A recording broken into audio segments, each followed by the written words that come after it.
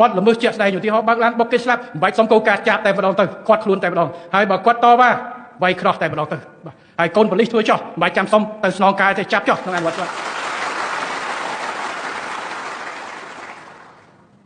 ត្រូវតែអនុវត្តរឿងវិញចឹងចាំបាច់ទៅណាថ្ងៃមុនខ្ញុំឃើញឡានណានោះអាយ៉ែបុកដល់ទាំងប៉ូលីសបាសជើង 3-4 នាក់រត់ចូលទៅក្នុងចោះមកធ្វើមិនដឹងអត់ទេណាចាទៅគ្មានខ្នងណាទេឥ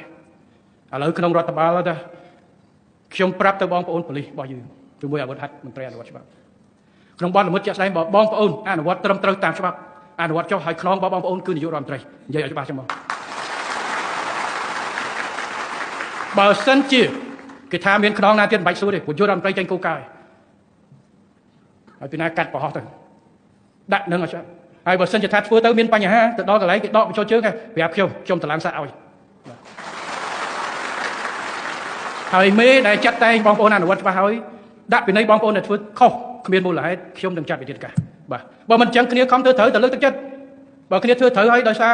បញ្ហាមួយត្រូវដាក់ទណ្ឌកម្មគ្នាទៅបំបាក់ទឹកចិត្តអ្នកផ្សេងទៀតមិនឲ្យធ្វើតើសង្គមយើងទៅយ៉ាងណាចាំបាច់តទៅមានការចាំបាច់តទូរស័ព្ទអីឬមួយតទៅថ្នាក់លើស្រែកតាមស្អីទៅឲ្យចាត់អនុវត្តតែម្ដងសុំអនុវត្តតែម្ដងព្រោះវាវិលមុខពេកបាទច្បាប់យើងត្រូវអនុវត្តបើមានប៉ុស្តិ៍តាំងផឹកស្រវឹងគេបុកប៉ុណ្្នឹងហើយគាត់ខ្លួនយកទៅចាំបាច់សុំច្បាប់អីទៀតវត្ថុតាំង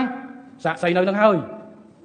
ពីណាសួរថាម៉េចហ៊ានចាប់គេក្នុងបណ្ណាអត់ទេប៉ូលីសប្រាប់ទៅតែក្នុងខ្ញុំយុរដ្ឋមន្ត្រីប៉ុណ្ណឹងទៅបាទចឹងរឿងនេះកុំឲ្យវានៅសាំញ៉ាំទៀតដាវមានហើយអនុវត្តទៅតែសុំអនុវត្តឲ្យត្រូវកុំអនុវត្តលើ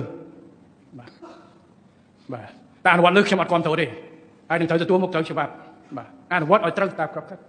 បើមិនចឹងទេយើងទៅធានាយ៉ាងម៉េចប្រជាពលរដ្ឋទុកចិត្តយ៉ាងម៉េចហើយកុំឲ្យលំបាកនឹងចាំបាច់ស្នើសុំសួរអីកុំចាំបាច់បុកនៅនឹងហើយប៉ូលីសចរាចរណ៍ឃើញនៅនឹងមិនអាចខាត់ខ្លួនបាននៅចាំស្នើសុំឲ្យដំជួននរិនឬស្នើសុំមកថ្នាក់លើទៀតអត់ទេគាត់ទៅអនុវត្តច្បាប់អញ្ចឹងរឿងនេះសុំកុំឲ្យតលតែគេចេញតាម Facebook ឲ្យបានអនុវត្តអត់ទៅរឿងទាំងអស់បកគលសិទ្ធឲ្យខ្ញុំនៅគ្រប់តរពីក្រោយឲ្យតែអនុវត្តត្រូវ